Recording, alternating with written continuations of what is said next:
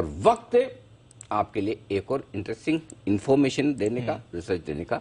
जेके paper 2 कंपनियों का acquisition करने की तैयारी में आज आई है ये खबर। कौन सी कंपनियों का एक्विजिशन करेगा, कितना फायदा होगा, कितने बड़े एक्विजिशन है, कितना निवेश होगा, सारी डिटेल्स लेकर अरमान हमारे साथ है। बताएं अरमान। जी सर, ये 2 कंपनियों का एक्विजिशन करने वाले हैं, जिसमें एक तो होराइजन और एक सिक्योर पैक्स करके 2 कंपनियां हैं।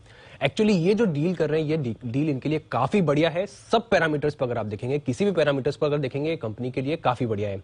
एक तो ये 85% जो पूरी हिस्सेदारी है, 85% की जो हिस्सेदारी है वो लगभग 580 करोड़ में खरीदने वाले हैं। उसी के साथ साथ अगर आप देखेंगे कि ये जो दोनों कंपनियां हैं, अगर आप देखेंगे ओवरऑल जो बची हुई 15% हिस्सेदारी है वो अगले 3 साल में खरीदेंगे। पर जो मार्केट कैप टू सेल्स पे अगर जिस पे इन्होंने ये खरीद रहे हैं वो है 1.2 का। जेके पेपर का मार्केट कैप टू सेल्स है 1.3 का।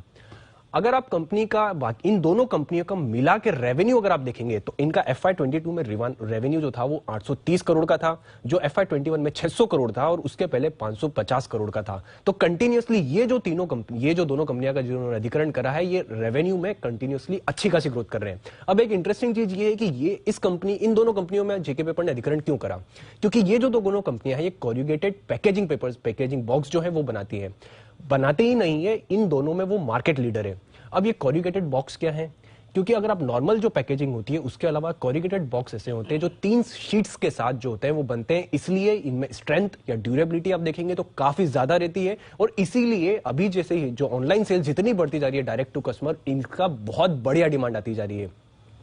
इंटरेस्टिंग चीज एक और ये भी है कि कंपनी ने ऑलरेडी, अगर आप FY22 के एनुअल रिपोर्ट देखेंगे जेके पेपर की, उन्होंने ऑलरेडी यहां पर वो कैपेक्स करने वाले हैं।